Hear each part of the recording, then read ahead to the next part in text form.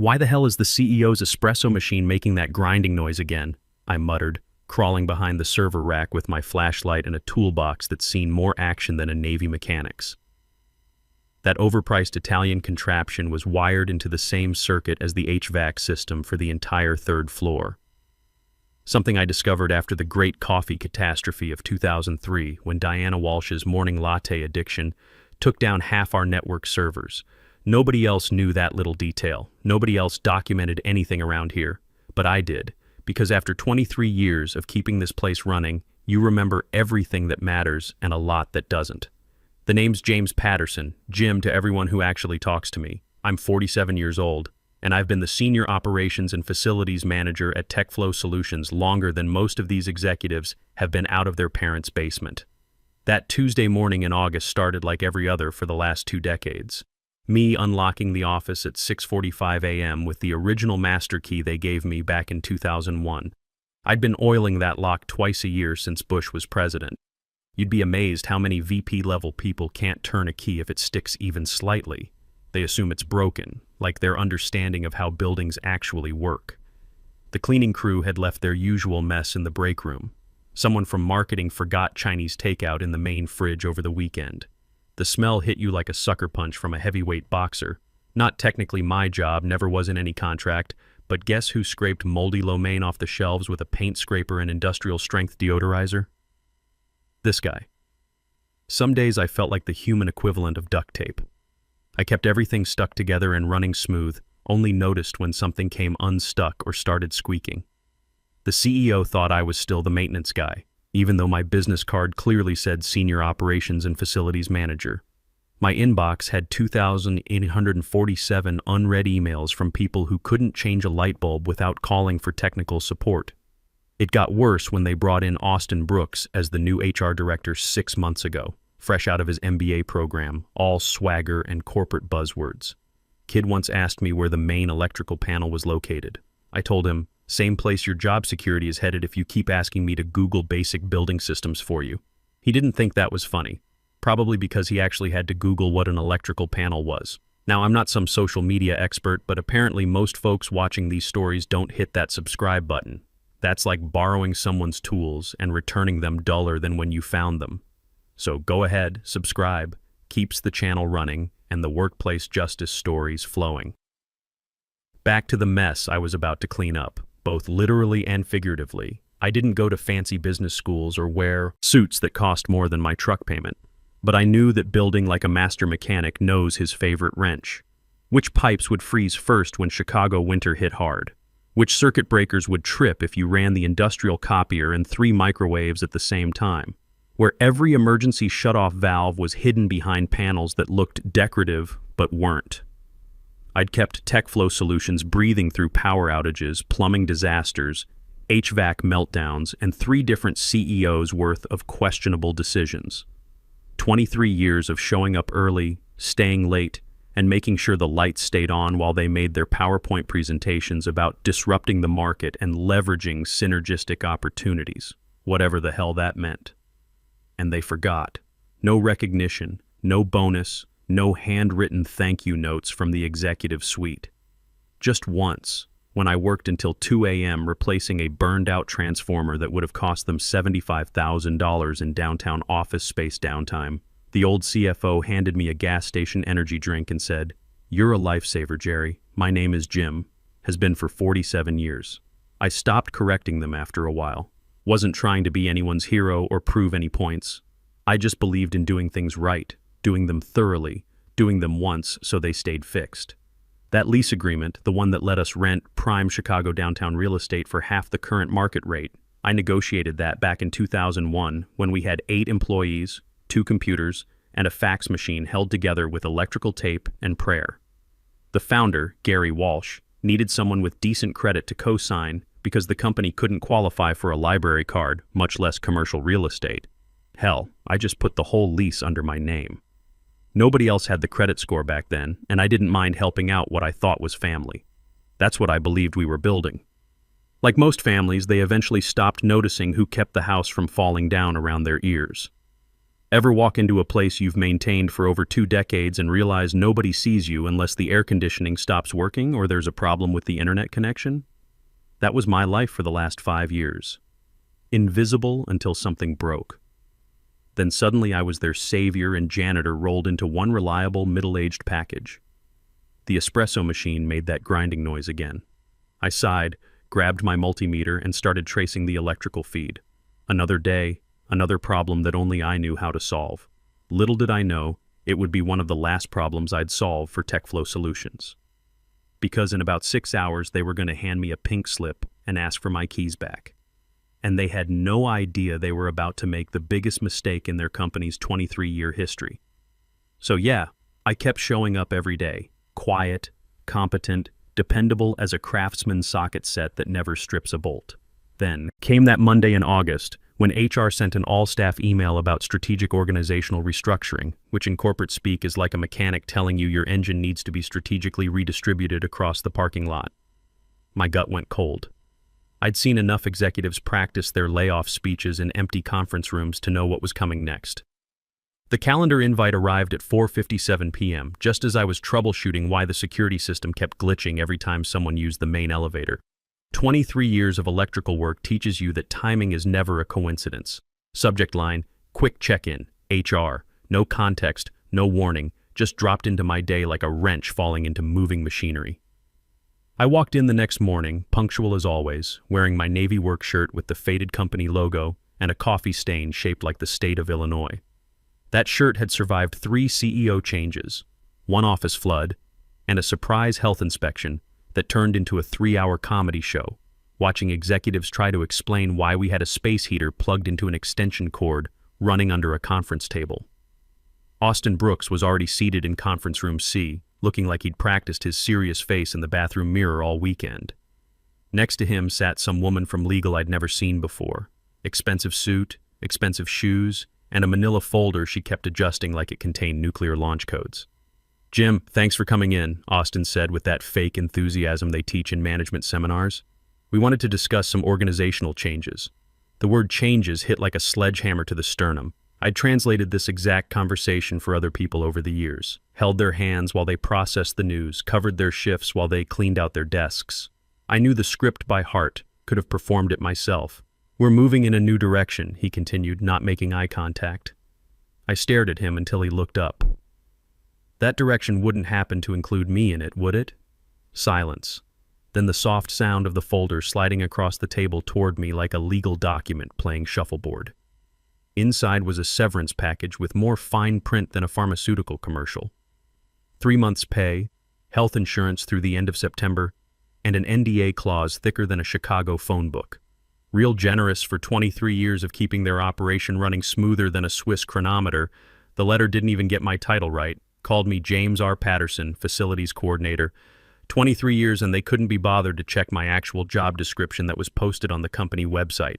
"We'll need your badge and keys today," the legal woman added in a tone that could freeze antifreeze. "Also, any company property in your possession."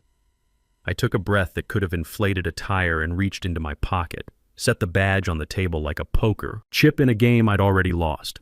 Then the keys. All 12 of them. Each one labeled in my own handwriting from 2001, back when I personally installed most of the locks myself because we couldn't afford a locksmith. "You sure about this?" I asked, looking directly at Austin. He blinked like a confused barn owl. "I'm sorry?" "You sure you want these keys?" Last chance to reconsider this decision. He gave me that HR face. Sympathetic, professional, faker than a $3 bill. "It's not personal, Jim. It's just business." "Right," I said, standing up. "Just remember, you can't fire what you never understood in the first place." I walked out before I could say something that would land me in legal trouble. The August heat hit my face like opening an oven door. Traffic noise buzzed around me, but everything felt muted, like I was underwater.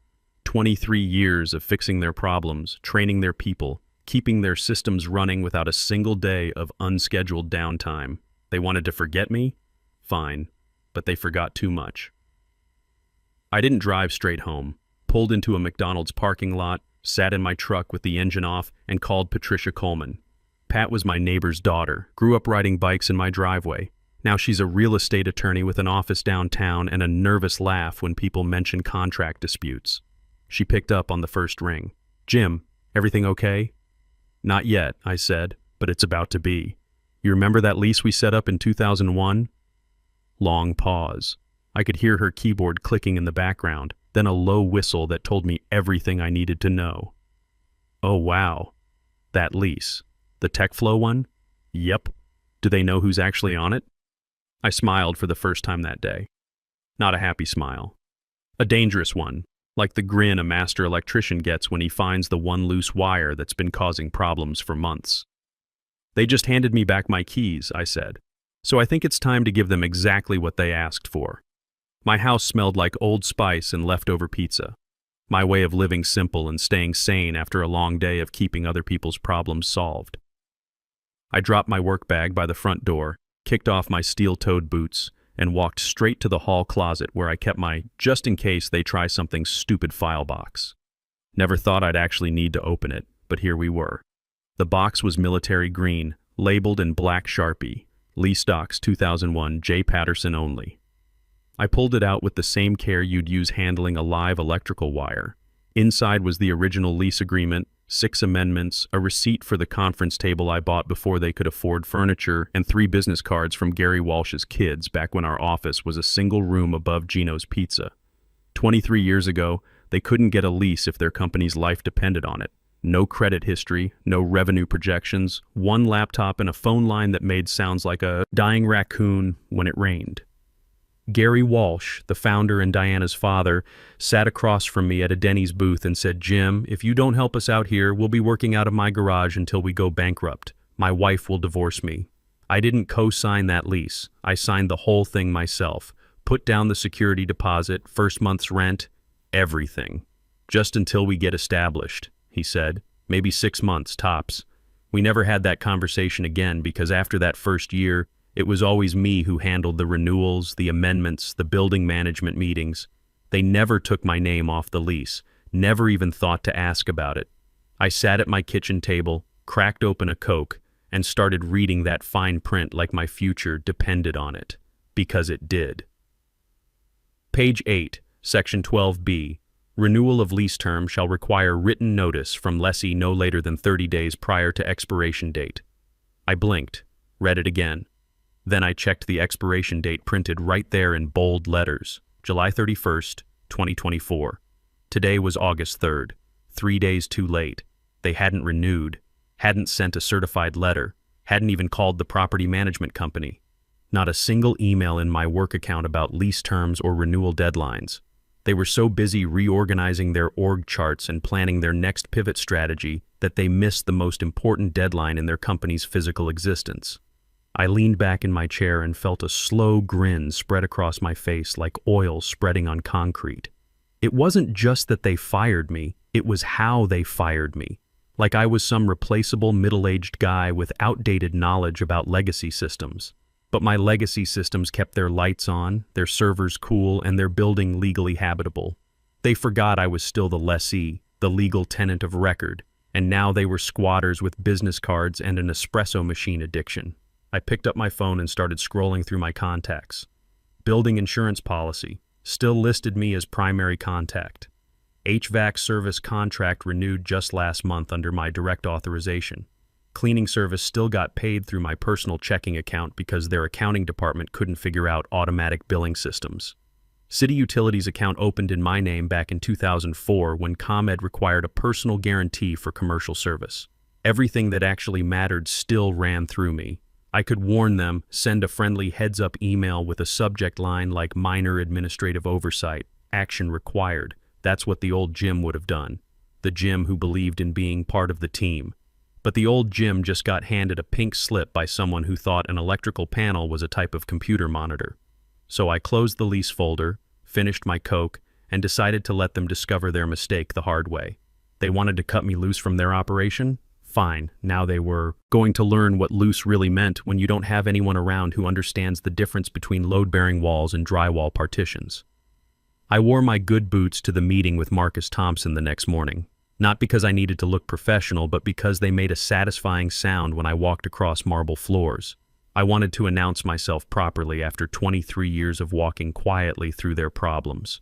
Marcus ran building management from an office on the 5th floor. Former Air Force maintenance chief who actually understood the difference between preventive maintenance and emergency repairs. He looked up from his computer when I walked in, and I could see the surprise in his eyes. "Jim," he said, "didn't expect to see you back here so soon. Everything okay?" I smiled, pulled out my folder, and handed him the complete lease documentation. Original copy, all amendments, right down to the cocktail napkin where Gary Walsh sketched out our floor plan during the 2007 expansion meeting. "Need to confirm something, Marcus," I said. "There was no written renewal request submitted by July 1st for Suite 301-315, correct?" He clicked away at his keyboard like he was troubleshooting a complex system failure. No. Nothing in our system from TechFlow Solutions. I assumed they were going month to month while they negotiated new terms. We hadn't heard anything official from their legal department." I nodded, calm as a lake on Sunday morning. That's what I figured. Because according to Section 12B of their lease agreement, failure to provide written notice results in immediate termination of tenancy. Marcus leaned back in his chair. It creaked like an old door hinge that needed oil. Technically, yes, that would be correct according to standard commercial lease terms. I pulled another document from my folder. Fresh letterhead, professional formatting, gold-embossed signature line. "I'd like to formally notify you of lease termination. Effective 30 days from today." His eyebrows shot up like 4th of July fireworks. "Wait, you're terminating the lease?" "Yep. As lessee of record, they missed their renewal window, and I've already found a replacement tenant. The replacement was Green Space Wellness Hub, some yoga and meditation outfit with more investor money than business sense. I'd met the owner, Sarah Mitchell, at a Cubs game last month when she was complaining about finding affordable downtown space for her holistic wellness ecosystem, whatever that meant.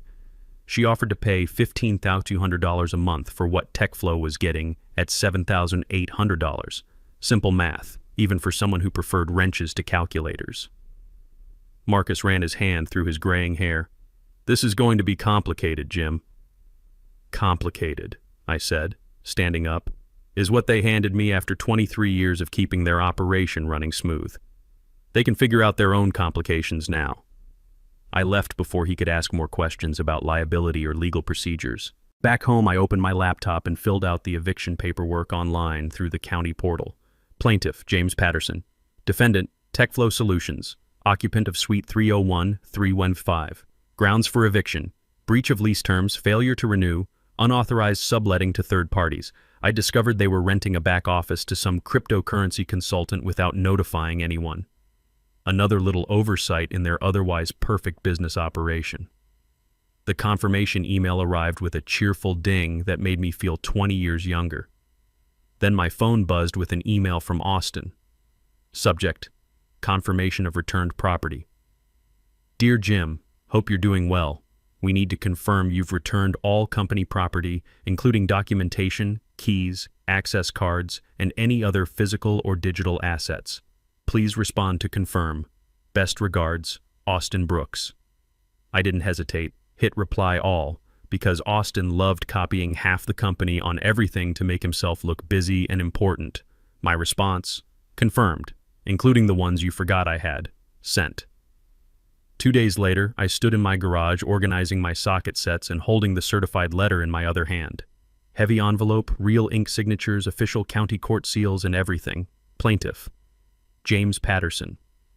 Defendant: TechFlow Solutions at Occupant Suite 301-315. Subject: notice of termination and demand to vacate premises. My name in bold letters right at the top.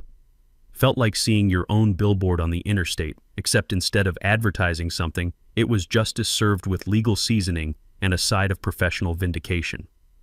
Across town, the same envelope landed at reception around 9:15 a.m. Property management sent it certified mail and emailed a backup copy to cover all the legal bases. Standard procedure for 30-day eviction notices. Problem was their receptionist was some temp named Madison, who probably thought lease termination was a new software update. She tossed it in the recycling bin between a stack of takeout menus and a broken 3-hole punch. Meanwhile, upstairs in the executive conference room, the leadership team was busy planning their quarterly innovation summit. PowerPoint presentations about leveraging synergies and maximizing vertical integration. I saw the slides posted on LinkedIn later. Stock photos of diverse people pointing at whiteboards and shaking hands in front of glass buildings. Revolutionary business thinking right there. They were too busy swimming in their own corporate buzzword soup to notice the legal tsunami heading their way at exactly the speed of bureaucracy. The phone call came at 7:38 p.m. while I was in my garage, cleaning carburetor parts and listening to classic rock on an old radio that got better reception than their office Wi-Fi ever did. Diana Walsh. I let it ring 3 times, then picked up on the 4th. Jim speaking. "What the hell is going on?" she barked, voice cracking like a teenager caught with dad's beer. "You can't do this. You can't evict an entire company." I put her on speaker, grabbed a socket wrench I didn't need, and settled in for the entertainment. Because really, this was better than cable television. "Actually, I can," I said, calm as morning coffee. And I did. Maybe someone should have read the lease agreement sometime in the last 23 years. This is insane. We've got investors, board meetings, employees who need their jobs. Do you have any idea what this looks like to our stakeholders? I cut her off with a chuckle that came from somewhere deep and satisfied. "Diana, let me stop you right there. You fired the guy who held all the institutional knowledge. You didn't even bother to ask who signed the lease. That's not my problem anymore." Silence. Heavy breathing. Probably her blood pressure hitting levels that would concern a paramedic. "This will destroy us," she said, switching to victim mode, like flipping a light switch. 23 years, and this is how you want it to end? "No," I corrected. 23 years, and this is how you ended it. "I'm just cleaning up the paperwork you should have handled months ago." Friday morning hit like a wrecking ball with a law degree. I sat on my front porch with black coffee and my portable radio, listening to traffic reports while the corporate exodus unfolded 4 miles away. By 8 a.m., TechFlow was in full emergency evacuation mode. Moving trucks, cardboard boxes, executives in expensive suits carrying their own desk plants because they forgot to hire professional movers on 3 days' notice. Someone uploaded a video to social media. Austin Brooks throwing an office chair into the back of a rental truck. The chair bounced out and hit the pavement with a metallic crash that echoed off the downtown buildings like a gong announcing the end of an era. Caption read, "When your strategic restructuring meets actual strategy." 75,000 views in 3 hours. That afternoon I got a delivery. Wicker basket wrapped in green ribbon filled with organic fruit, herbal teas, and a small jade plant. Card read, "Jim, thank you for the space and the opportunity. We'll honor what you built here." The Green Space team. I laughed out loud for the first time in months. Real, genuine, deep-bellied laughter that felt like winning the lottery and getting revenge at the same time. Later that evening, I walked to my hallway and hung something on the small brass hook next to my military discharge papers and my first paycheck stub from 1978. The original master key from 2001, worn smooth from 23 years of opening doors and solving problems nobody else could handle. Not because it unlocked anything anymore, but because it represented something important that Austin Brooks and Diana Walsh never understood. Knowledge has value, experience matters, and sometimes the guy who keeps the lights on deserves to control the switch. Thanks for sticking around, folks. Hit that subscribe button and let's keep these workplace justice stories coming. Because somewhere out there, another Austin Brooks is about to learn that you can't fire what you never understood in the first place.